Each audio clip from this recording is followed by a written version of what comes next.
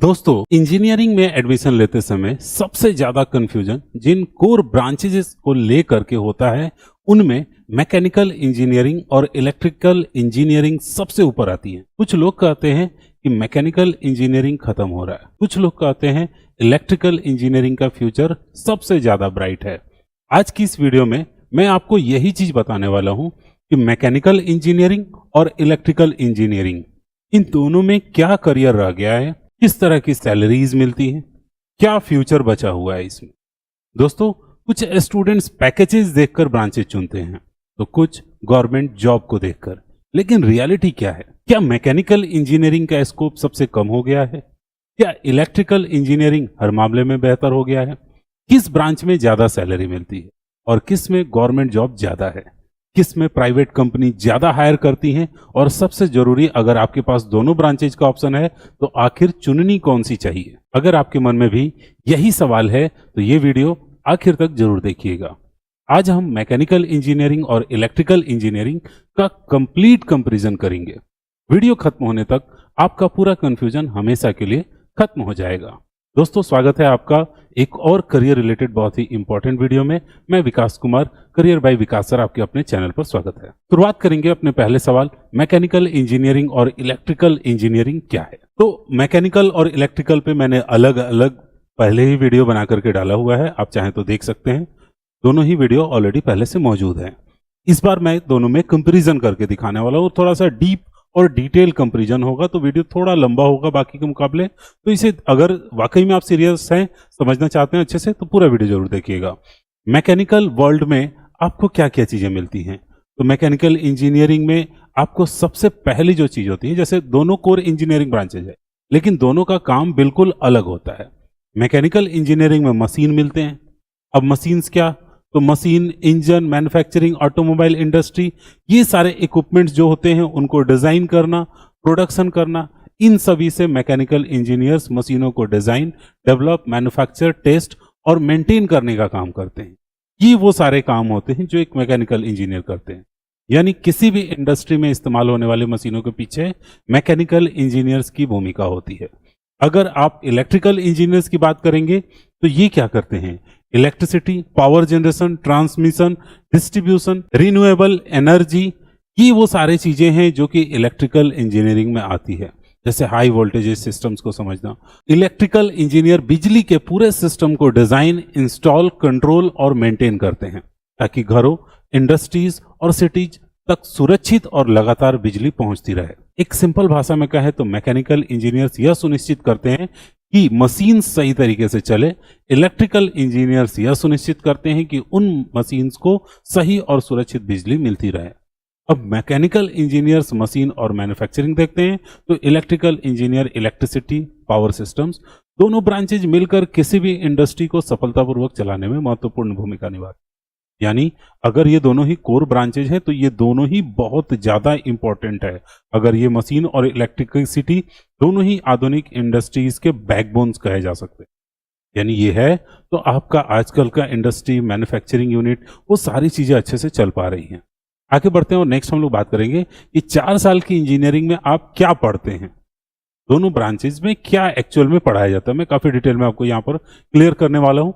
सबसे पहला number mechanical engineering के बारे में बात करते हैं। यानी दोनों ब्रांच के जो सब्जेक्ट्स हैं ना, वो तो अलग अलग है क्योंकि दोनों का काम भी अलग अलग है। लेकिन मैकेनिकल इंजीनियरिंग और इलेक्ट्रिकल इंजीनियरिंग दोनों में एक चीज तो है कि दोनों में मैथमेटिक्स बहुत ज्यादा है। ठीक है, तो सबसे पहली चीज जो आप इसमें पढ़ेंगे मैकेनिकल वर्ल्ड में, वो थर्मल एंड फ्लूइड्स पढ़ेंगे। ठीक है, यानी मशीन्स और स्ट्रक्चर्स पर लगने वाले फोर्सेस का अध्ययन किया जाता है। इसमें थर्मल डायनेमिक्स बोलते हैं, जिसमें हीट, एनर्जी, इंजन्स कैसे काम करते हैं, ये सारी चीजों को सिखाया जाता है। फिर फ्लूइड मैकेनिक्स को अगर बात करें तो इसमें लिक्विड और गैसेस के फ्लो और उसके व्यवहार को समझाया जाता है। अब डिजाइन्स की बात करते हैं तो इसमें आपको नई मशीन्स, उसके पार्ट्स डिजाइन करना सिखाया जाता है। जैसे मैन्युफैक्चरिंग टेक्नोलॉजी, फैक्ट्री में प्रोडक्ट्स कैसे बनाए जाते हैं, इसकी पूरी प्रोसेस पढ़ाई जाती है। हीट ट्रांसफर्स, अब हीट एक जगह से दूसरी जगह कैसे ट्रांसफर करते हैं, यह समझाया जाता है। ऑटोमोबाइल इंजीनियरिंग होता है जिसमें कार, बाइक, ट्रक और अन्य व्हीकल्स की टेक्नोलॉजी पढ़ाई जाती है। इंडस्ट्रियल इंजीनियरिंग भी आता है इसमें। अब इंडस्ट्रियल इंजीनियरिंग में प्रोडक्शन प्रोसेस को तेज, सुरक्षित और एफिशिएंट बनाने के तरीके सिखाए जाते हैं। ये वो सारे चीजें हैं, थर्मल और फ्लूइड डिजाइंस और प्रोडक्शन, ये आते हैं आपको मैकेनिकल में। अब आते हैं हम लोग इलेक्ट्रिकल साइड में, जिसमें इलेक्ट्रिकल मशीन्स के बारे में आपको सारा कुछ बताया जाता है। तो सबसे शुरुआती इलेक्ट्रिकल मशीन, फिर पावर सिस्टम, फिर हाई वोल्टेज इंजन, सबके बारे में डिटेल में बताता हूं। इलेक्ट्रिकल मशीन्स मतलब मोटर, जनरेटर और ट्रांसफार्मर्स की वर्किंग सिखाई जाती है, समझाई जाती है। पावर सिस्टम जिसमें इलेक्ट्रिसिटी जनरेशन, ट्रांसमिट और डिस्ट्रीब्यूशन कैसे होती है ये पढ़ाया जाता है। पावर इलेक्ट्रॉनिक्स जिसके अंदर इलेक्ट्रिकल पावर को कंट्रोल करने वाले इलेक्ट्रॉनिक डिवाइस का अध्ययन सिखाया जाता है। अगर आप कंट्रोल सिस्टम्स की बात करते हैं जिसमें कंट्रोल सर्किट्स वगैरह सब आते हैं, तो मशीन और इलेक्ट्रिकल सिस्टम को ऑटोमेटिक तरीके से कंट्रोल करना सिखाया जाता है। हाई वोल्टेज भी मैंने आपको बताया, हाई वोल्टेज जिसमें आपको हाई वोल्टेज इक्विपमेंट्स को उसकी सेफ्टी के बारे में पढ़ाया जाता है। Electrical measurements, voltage, current, power और इलेक्ट्रिकल पैरामीटर्स को मेजर करना सिखाया जाता है। नेटवर्क एनालिसिस भी आता है इसमें, network analysis, control system, power electronics, ये सारे पार्ट्स हैं। इलेक्ट्रिकल मेजरमेंट जो मैंने आपको बताया। तो दोस्तों ये वो सारी चीजें हैं जो इलेक्ट्रिकल इंजीनियरिंग में सिखाया जाता है। जैसे अब अगर एक बात कर ले नेटवर्क एनालिसिस में, इलेक्ट्रिकल सर्किट को एनालाइज और सॉल्व करना सिखाया जाता है। रिन्यूएबल एनर्जी सिस्टम होता है, सोलर, विंड और ग्रीन एनर्जी टेक्नोलॉजी पर अध्ययन करना सिखाया जाता है। फाइनली आप समझिए, अगर आपको मशीन, इंजन्स और मैन्युफैक्चरिंग पसंद है, ये वो सारी चीजें अगर आपको पसंद है, तो मैकेनिकल इंजीनियरिंग आपके लिए बेस्ट ऑप्शन है।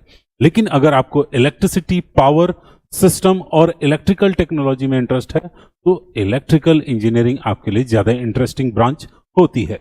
अब एक सवाल दिमाग में आता है कि कौन से ब्रांच में ज्यादा मैथमेटिक्स है। बहुत सारे स्टूडेंट्स का यही सवाल होता है, मैथ किस ब्रांच में ज्यादा है। रियलिटी ये है कि दोनों ब्रांच में मैथमेटिक्स काफी महत्वपूर्ण होता है।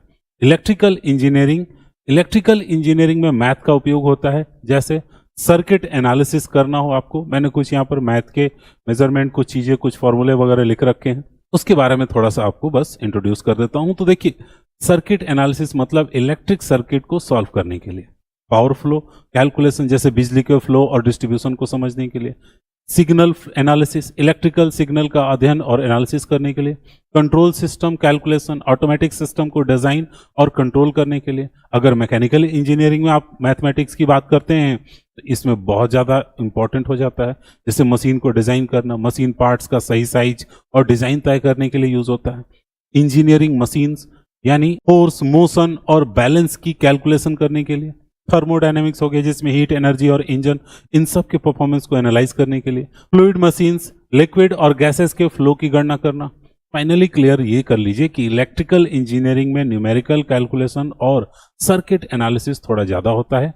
मैकेनिकल इंजीनियरिंग में मैथ का उपयोग मशीन डिजाइन और इंजीनियरिंग प्रॉब्लम को सॉल्व करने में होता है। अगर आपकी मैथमेटिक्स अच्छी है तो दोनों ही ब्रांचेज आपके लिए बहुत ही इंपॉर्टेंट है और आपको अच्छे करियर ऑप्शंस देने वाले हैं। लेकिन मैथ अगर आपका वीक है तो मुझे लगता है कि इन दोनों ही ब्रांचेज में आपको काफी स्ट्रगल करना पड़ेगा, क्योंकि मैकेनिकल इंजीनियरिंग या फिर इलेक्ट्रिकल दोनों में मैथ होते हैं। ठीक है, कम बेस मैंने बता दिया पूरा डिटेल में आपको। अब हम लोग बात करेंगे कि प्रैक्टिकली क्या काम रहेगा दोनों में। अगर आप काम करना जा रहे हैं तो प्रैक्टिकल वर्क लाइफ क्या होगा। दोनों ब्रांचेज में प्रैक्टिकल लर्निंग बहुत ही इंपॉर्टेंट होता है, लेकिन दोनों की लैब और प्रैक्टिकल वर्क बिल्कुल ही अलग अलग होता है। मैकेनिकल इंजीनियरिंग में आपको वर्कशॉप पे काम होगा, यहां पर स्टूडेंट्स मशीनों और टूल्स के साथ प्रैक्टिकल वर्क सीखते हैं। दूसरा नंबर लेथ मशीन, जिसमें मेटल कटिंग, शेपिंग और मशीन पार्ट्स बनाना सिखाया जाता है। सीएनसी का लैब होगा जिसमें कंप्यूटर कंट्रोल्ड मशीन्स को ऑपरेट और प्रोग्राम करना सिखाया जाएगा। कैड लैब होगा, मशीन पार्ट्स और कंपोनेंट्स की 2D और 3D डिजाइन तैयार की जाती है। मैन्युफैक्चरिंग लैब मिलेगा आपको जिसमें प्रोडक्ट बनाने की पूरी मैन्युफैक्चरिंग प्रोसेस को प्रैक्टिकल तरीके से समझाया जाता है। इंडस्ट्रियल ट्रेनिंग होती है, फैक्ट्री में रियल मशीन्स और प्रोडक्शन प्रोसेस का अनुभव दिया जाता है। वही अगर आप बात करते हैं इलेक्ट्रिकल इंजीनियरिंग में क्या क्या प्रैक्टिकल वर्क होता है, तो इलेक्ट्रिकल मशीन लैब सबसे पहले नंबर, जिसमें मोटर, जनरेटर और ट्रांसफार्मर की वर्किंग प्रैक्टिकल में सिखाते हैं। पावर सिस्टम लैब होता है जिसमें आपको इलेक्ट्रिकल जनरेशन, ट्रांसफॉर्मेशन और डिस्ट्रीब्यूशन को समझाया जाता है। हाई वोल्टेज का रहता है इसमें, ठीक है, जिसमें हाई वोल्टेज इक्विपमेंट्स को उनकी सेफ्टी के साथ प्रैक्टिकल करना सिखाया जाता है। कंट्रोल सिस्टम आपको रहता है, जिसमें ऑटोमेटिक कंट्रोल सिस्टम और कंट्रोलर्स पर प्रैक्टिकल करना सिखाया जाता है। इलेक्ट्रिक वर्कशॉप भी होता है, इंडस्ट्रियल विजिट होता है, वायरिंग, इलेक्ट्रिकल कनेक्शन और बेसिक इलेक्ट्रिकल वर्क सिखाया जाता है। और इंडस्ट्रियल विजिट अगर आप करते हैं तो पावर प्लांट्स, इंडस्ट्रियल और इलेक्ट्रिकल इंस्टॉलेशन का रियल एक्सपीरियंस कराया जाता है। अगर आपको मशीन मैन्युफैक्चरिंग और वर्कशॉप वर्क पसंद है तो मैकेनिकल इंजीनियरिंग आपके लिए बेहतर हो सकती है। लेकिन अगर आपको इलेक्ट्रिकल इक्विपमेंट, सर्किट और पावर सिस्टम में इंटरेस्ट है तो फिर इलेक्ट्रिकल इंजीनियरिंग आपके लिए बेस्ट या सुटेबल रहेगी। कोडिंग किस ब्रांच में ज्यादा होती है? अब एक बहुत ही कॉमन सा सवाल है। मैथमेटिक्स तो समझ लें, प्रैक्टिकल वर्क भी समझ गए, अब देखते हैं कोडिंग किस में रहता है। दोस्तों, अगर कोडिंग की बात की जाए तो दोनों ब्रांचेज में कोडिंग मैंडेटरी नहीं है, यानी डिग्री पूरी करने के लिए आपको सॉफ्टवेयर इंजीनियर जैसे कोडिंग करने की जरूरत नहीं होती है। टेक्नोलॉजी तेजी से बदल रहा है, इसलिए बेसिक प्रोग्रामिंग जानना बहुत जरूरी है, या फिर वो एक एडवांटेज बन जाता है आपका। मैकेनिकल या इलेक्ट्रिकल इंजीनियरिंग के लिए कोडिंग करना एक कंप्यूटर साइंस की तरह ही जरूरी है? नहीं। मैकेनिकल इंजीनियरिंग, आज के मैकेनिकल इंजीनियर्स कई मॉडर्न टेक्नोलॉजी पर भी काम करते हैं, जिनमें से पहले नंबर हम लोग बात करेंगे ऑटोमेशन, यानी मशीन्स को ऑटोमेटिक बनाने के लिए। दूसरा नंबर रोबोटिक्स हो गया। इसमें क्या होता है तो इंडस्ट्रियल रोबोट के साथ काम करना। कैड या कैम की बात कर ले हम लोग, कंप्यूटर्स की मदद से मशीन डिजाइन और मैन्युफैक्चरिंग के लिए चीजों को तैयार करना। सिमुलेशन सॉफ्टवेयर आजकल हो गए, ये क्या करते हैं तो मशीन का वर्चुअल टेस्टिंग और परफॉर्मेंस चेक करने के लिए, यानी मशीन चलाए नहीं, उसको कंप्यूटर में ही चला करके वर्चुअली टेस्ट कर लिए कि वो क्या परफॉर्मेंस देगा और क्या प्रॉब्लम्स आएंगी, और पहले से ही उस चीज को हम ठीक कर सकते हैं बिना उसको फिजिकल रूप में बनाए। ये फायदे होते हैं। तो इस सब में आपको थोड़ी कोडिंग्स आनी चाहिए, बेसिक कोडिंग आनी चाहिए। इसके बाद से बात करते हैं इलेक्ट्रिकल इंजीनियरिंग्स में, तो कई एडवांस टेक्नोलॉजी इसमें आप सीखते हैं, जैसे पीएलसी। सबसे पहले इसको समझते हैं। पीएलसी मतलब इंडस्ट्रीज में ऑटोमेटिक मशीन्स को कंट्रोल करने के लिए। फिर उसके बाद से आता है SCADA। इसमें क्या होता है तो पावर प्लांट्स और इंडस्ट्रीज की मॉनिटरिंग के लिए इसको यूज कर। MATLAB, इसमें इलेक्ट्रिकल कैलकुलेशन, सिमुलेशंस और एनालिसिस के लिए यूज करते हैं। एम्बेडेड सिस्टम भी होते हैं, पावर ग्रिड्स हैं। तो एम्बेडेड सिस्टम में स्मार्ट इलेक्ट्रॉनिक डिवाइसेस बनाने के लिए ऑटोमेशन एंड पावर ग्रिड। अगर स्मार्ट ग्रिड की बात करें तो मॉडर्न इलेक्ट्रॉनिक सिस्टम को स्मार्ट और एफिशिएंट बनाने के लिए। दोस्तों, दोनों ब्रांचेज में हैवी कोडिंग जरूरी नहीं है, लेकिन अगर आपको बेसिक प्रोग्रामिंग और एडवांस ऑटोमेशन टूल्स की जानकारी है तो आपकी जॉब अपॉर्चुनिटी और करियर ग्रोथ दोनों बेहतर हो सकते हैं। दोस्तों, अब मैं बात करने वाला हूं कि गवर्नमेंट जॉब की क्या अपॉर्चुनिटी रहेंगी इन दोनों ही ब्रांचेज में। अगर सिर्फ स्पेशली गवर्नमेंट जॉब की पहले हम लोग बात कर लें तो दोस्तों, इलेक्ट्रिकल और मैकेनिकल दोनों के बारे में मैंने पूरा डिटेल में लिख रखा है। सबसे पहले इलेक्ट्रिकल इंजीनियरिंग, दोनों ही ब्रांच बेहतर है मैकेनिकल इंजीनियर। तो मैकेनिकल इंजीनियरिंग में गवर्नमेंट ऑर्गेनाइजेशन में आप इजीली अप्लाई कर सकते हैं। जैसे आप जा सकते हैं भेल में, जो हैवी मशीन्स और इंडस्ट्रियल इक्विपमेंट से जुड़े हुए प्रोजेक्ट्स पे काम करते हैं। ONGC हो गया, जो ऑयल वगैरह में काम करता है, ऑयल एंड गैस सेक्टर में इंजीनियरिंग जॉब्स दिलाता है। IOCL, जो रिफाइनरी और पेट्रोलियम प्लांट्स में टेक्निकल रोल्स आपको निभाने को मिलता है। गेल, जो कि इंडिया की कंपनी है, जो कि नेचुरल गैस प्रोजेक्ट और पाइपलाइन सिस्टम पे काम करता है। NTPC हो गया, थर्मल पावर प्लांट्स में इंजीनियरिंग की अपॉर्चुनिटी है। सेल है, steel plants and manufacturing unit. DRDO है, defence research and advance technology project. ISRO, ISRO, इसका नाम शायद ही किसी ने नहीं सुना हो, स्पेस टेक्नोलॉजी और मैकेनिकल सिस्टम्स के बारे में। इंडियन रेलवे हो गया, जैसे लोकोमोटिव, कोचेज और मेंटेनेंस के प्रोजेक्ट्स होते हैं। SSC जूनियर इंजीनियर के रूप में आप गवर्नमेंट पोस्ट पा सकते हैं। स्टेट इंजीनियर सर्विसेज में असिस्टेंट इंजीनियर का, अन्य टेक्निकल बहुत सारे पोस्ट होते हैं। ये वो सारे पोस्ट जो आपको automation industry, aerospace, heavy engineering, oil gas, manufacturing company, industries, equipments, इन सब में से किसी न किसी एक में आपको जरूर जॉब मिल जाए। तो ये वो सारे के सारे गवर्नमेंट जॉब्स थे जो कि मैंने आपको बता दिया। ठीक है, आप इलेक्ट्रिकल में भी जाते हैं तो ये सारे पोस्ट आपको मिलेंगे। इलेक्ट्रिकल इंजीनियर्स भी ये सारे गवर्नमेंट के पोस्ट में जा सकते, जैसे NTPC ही हो गया, पावर जनरेशन प्रोजेक्ट हो गया, एनएचपीसी हो गया, हाइड्रो इलेक्ट्रिक पावर प्लांट्स हो गए, पीजीसीआईएल यानी पावर ट्रांसमिशन और grid management, state electricity board में जा सकते हैं, इलेक्ट्रिसिटी डिस्ट्रीब्यूशन और मेंटेनेंस का काम हो सकता है, भेल कंपनी जो मैंने आपको बताया आप उसमें जा सकते हैं, इलेक्ट्रिकल इक्विपमेंट्स मैन्युफैक्चरिंग यूनिट में काम कर सकते हैं, इंडियन रेलवे में इलेक्ट्रिसिटी लोकोमोटिव और रेलवे इलेक्ट्रिफिकेशन पे काम कर सकते हैं, डीआरडीओ को जरूरत है, डिफेंस इलेक्ट्रॉनिक्स और इलेक्ट्रिकल सिस्टम्स के लिए इसरो को भी जरूरत है, सैटेलाइट पावर सिस्टम और इलेक्ट्रिकल टेक्नोलॉजी के लिए, ओएनजीसी जो ऑयल एंड गैस कंपनी है जो गैस प्रोजेक्ट्स में इलेक्ट्रिकल मेंटेनेंस के लिए चाहिए होगा, एक इलेक्ट्रिकल इंजीनियर की जरूरत होगी, एसएससी जूनियर इंजीनियर की बात करें, गवर्नमेंट व्हीकल्स, इन सब चीजों के लिए भी गवर्नमेंट में जॉब है अगर आप इलेक्ट्रिकल इंजीनियर्स हैं, चाहे स्टेट इंजीनियर आप बन सकते हैं, स्टेट गवर्नमेंट के इंजीनियरिंग के पोस्ट में जा सकते हैं, दोनों पोस्ट्स में गवर्नमेंट जॉब के लिए अच्छी अपॉर्चुनिटी है, उसकी पूरी लिस्ट मैंने रख दी है। लेकिन इलेक्ट्रिकल इंजीनियर्स को पावर सेक्टर और इलेक्ट्रिसिटी डिपार्टमेंट्स की वजह से थोड़ा अतिरिक्त एडवांटेज भी मिलता है। अगर आपका टारगेट पब्लिक सर्विस यूनिट या गवर्नमेंट जॉब है तो गेट और एसएससी जेई जैसी परीक्षाओं की तैयारी करना शुरू कर दें। अगर आप इंजीनियर बनते हैं उसके बाद सीधे अगर आप इलेक्ट्रिकल इंजीनियर हैं या मैकेनिकल इंजीनियर हैं तो इन सब पोस्ट में आपको पहले प्रायोरिटी मिलेगी। ठीक है, अब बात करते हैं प्राइवेट जॉब की। प्राइवेट के भी मैंने पूरी लिस्ट बना के रखी हुई है। तो इनमें ये सारे सेक्टर्स हैं जहां पर आप काम करेंगे, चाहे मैकेनिकल इंजीनियर्स हो या इलेक्ट्रिकल इंजीनियर्स हो, दोनों की प्राइवेट सेक्टर में काफी अच्छी डिमांड है। पहले शुरुआत करेंगे मैकेनिकल इंजीनियर्स के लिए कौन कौन सी इंडस्ट्रीज है। तो सबसे पहले ऑटोमोबाइल इंडस्ट्रीज की बात कर लेते हैं। ठीक है, कार, बाइक, ट्रक्स और ऑटो कंपोनेंट्स की डिजाइन एवं मैन्युफैक्चरिंग। मैन्युफैक्चरिंग कंपनी जो हो गई जो प्रोडक्शन करती है, मैन्युफैक्चरिंग करती है, मशीन, प्रोडक्शन लाइंस और फैक्ट्री ऑपरेशंस चलाना। एरोस्पेस इंडस्ट्री हो गया, यानी एयरक्राफ्ट और एरोस्पेस कंपोनेंट्स के डिजाइन और प्रोडक्शन। हैवी इंजीनियरिंग की बात कर ले, जैसे लार्ज इंडस्ट्रियल मशीन और हैवी इक्विपमेंट्स का निर्माण करना। स्टील प्लांट्स की बात कर ले, इंडस्ट्रियल इक्विपमेंट्स वगैरह बनाने वाले स्टील प्लांट्स जो मशीन और मेंटेनेंस का भी काम देखते हैं।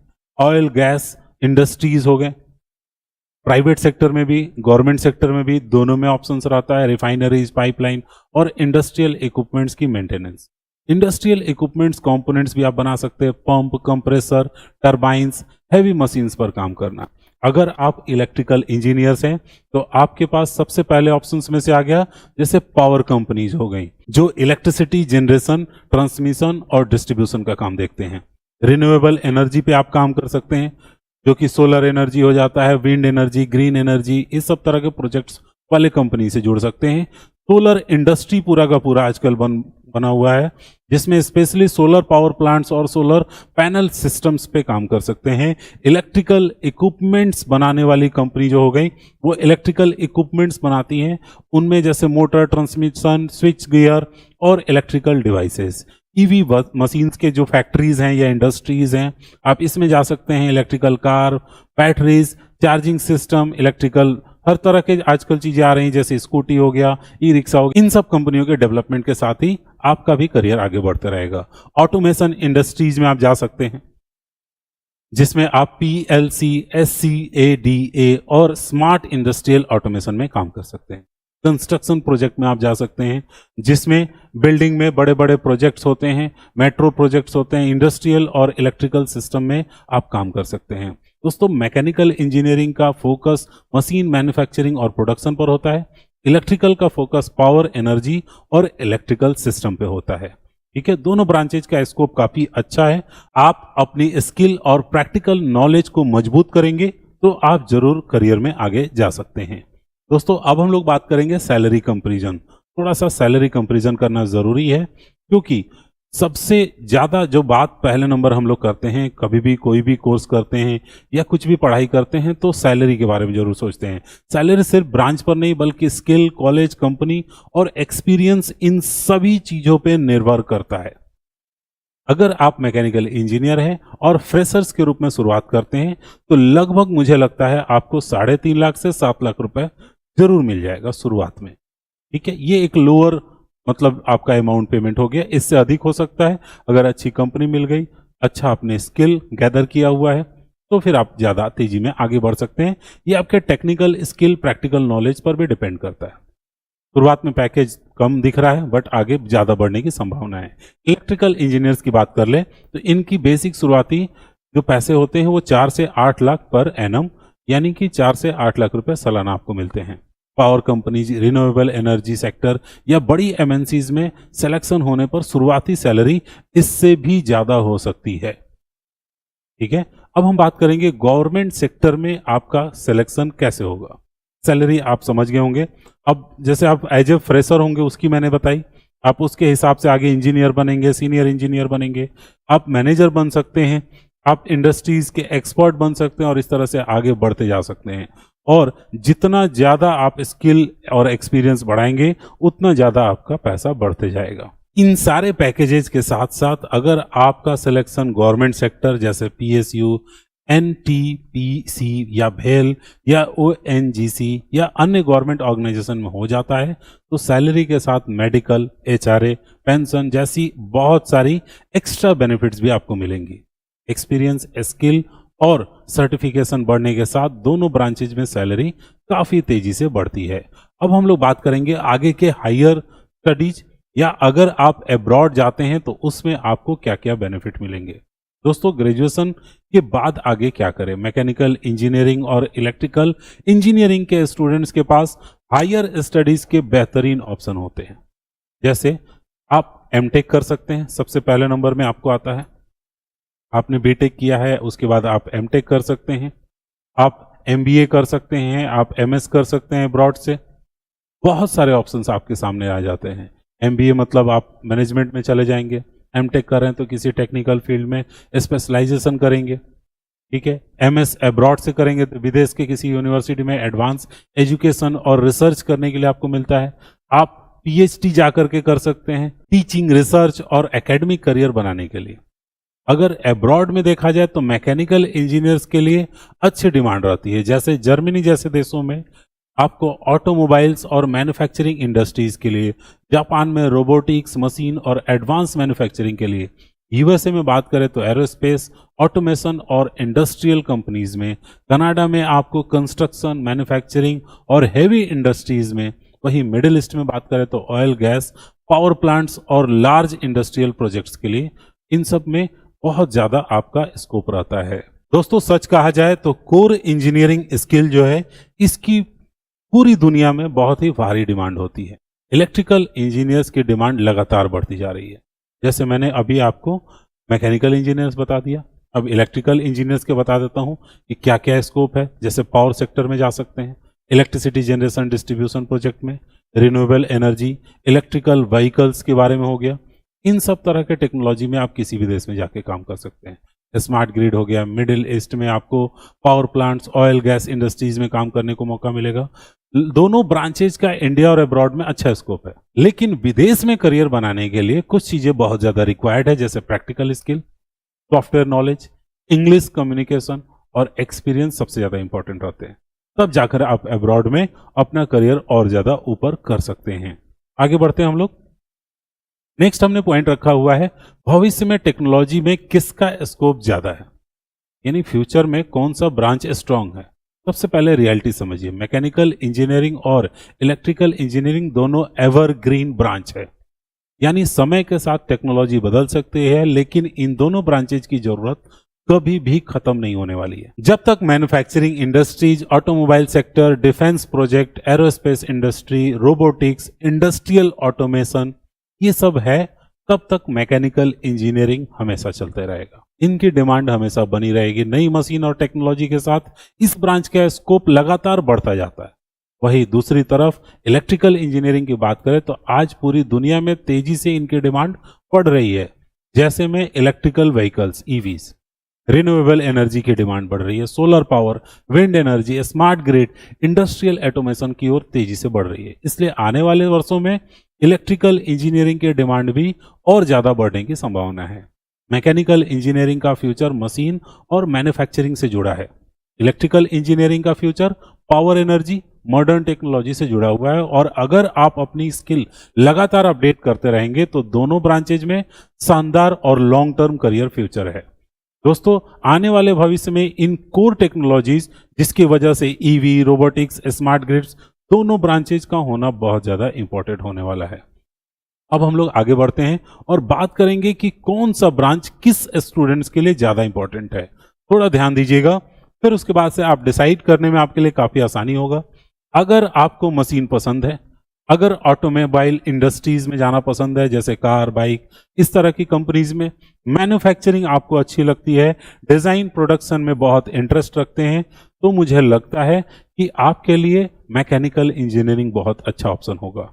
अगर आपको इलेक्ट्रिसिटी के कंपोनेंट्स पसंद है या उसके कंसेप्ट आपको अच्छे लगते हैं, अगर आपको पावर सेक्टर में काम करना अच्छा लगता है, रिन्यूएबल एनर्जी में बहुत इंटरेस्ट रखते हैं, नए तरीके से इलेक्ट्रिसिटी पैदा करना जैसे विंड से और सोलर से हम लोग जो कर रहे हैं, इलेक्ट्रिसिटी सिस्टम आपको आकर्षित करती है, तो फिर आपके लिए बेस्ट ऑप्शन होगा इलेक्ट्रिकल डिपार्टमेंट। दोस्तों सबसे पहले अपना इंटरेस्ट देखिए, फिर ब्रांच चुनिए, फिर अपना करियर ग्रो करिए। ये हमेशा मेरा सलाह रहता है, ब्रांच चुनने से पहले दूसरों की नहीं, अपनी इंटरेस्ट की सुनिए। इस फील्ड में सीखने का जुनून होगा, उसी फील्ड में सक्सेस मिलने के चांसेस सबसे ज्यादा होंगे। ठीक है, आपका इंटरेस्ट बहुत जरूरी है।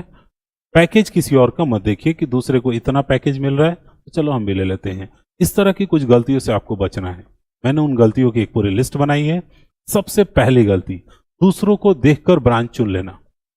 दूसरे ने जो ब्रांच चुना है वही चुन लिया, नहीं करना है इस काम को। दूसरी गलती क्या होती है, सिर्फ सैलरी पैकेज देखकर ब्रांच चुनना। शुरुआत की सैलरी नहीं, लॉन्ग टर्म करियर ग्रोथ ज्यादा इंपॉर्टेंट होता है। तीसरी नंबर गलती क्या है, कॉलेज क्वालिटी इग्नोर करना। एक अच्छा कॉलेज आपके लर्निंग एनवायरनमेंट और अपॉर्चुनिटीज दोनों को बेहतर बनाता है। चौथी गलती क्या है, इंटर्नशिप बीच में छोड़ देना। दोस्तों प्रैक्टिकल नॉलेज और स्किल पर ध्यान ना देना। आज कंपनीज डिग्री से ज्यादा स्किल और एक्सपीरियंस को महत्व देती है। और पांचवी गलती क्या है, अपनी स्किल पे काम नहीं करना। ये सोचना कि डिग्री मिलते ही जॉब मिल जाएगी। दोस्तों आप सुनते हैं ना कि बहुत सारे इंजीनियर्स को जॉब नहीं मिल रही है, इसका कारण यही है। रियलिटी ये है कि जॉब पाने के लिए डिग्री के साथ स्किल, प्रोजेक्ट और कम्युनिकेशन भी जरूरी है। सभी चीजें चाहिए, तब जाकर के जॉब लगेगा। सही ब्रांच, अच्छा कॉलेज, स्ट्रॉन्ग स्किल, कंसिस्टेंसी, यानी एक सक्सेसफुल करियर आपका होगा। दोस्तों मैकेनिकल इंजीनियरिंग और इलेक्ट्रिकल इंजीनियरिंग दोनों भारत के सबसे मजबूत कोर इंजीनियरिंग ब्रांचेज में से एक है। अगर आपका इंटरेस्ट मशीन, मैन्युफैक्चरिंग, डिजाइन और ऑटोमोबाइल्स में है तो मैकेनिकल इंजीनियरिंग आपके लिए बेहतर है। अगर आपका interest electricity, power system, energy और इलेक्ट्रिकल टेक्नोलॉजी में है तो इलेक्ट्रिकल इंजीनियरिंग चुनिए। याद रखिए, कोई ब्रांच छोटा या बड़ा नहीं होता है। सक्सेस इस बात पर निर्भर करता है कि आपने अपनी ब्रांच में कितनी स्किल डेवलप की है। डिग्री सिर्फ शुरुआत कराती है, लेकिन स्किल ही करियर बनाती है। दोस्तों अगर आपको ये वीडियो पसंद आया हो, हेल्पफुल लगा हो, अगर आपके काम लायक इन्फॉर्मेशन मैंने आपको दिया हो तो लाइक करने में नहीं संकोच कीजिएगा, शेयर करिए दोस्तों के साथ। मिलते हैं नेक्स्ट वीडियो में एक और इन्फॉर्मेशन के साथ। तब तक सीखते रहिए। कमेंट कीजिए आप किस टॉपिक पे जानना चाहते हैं।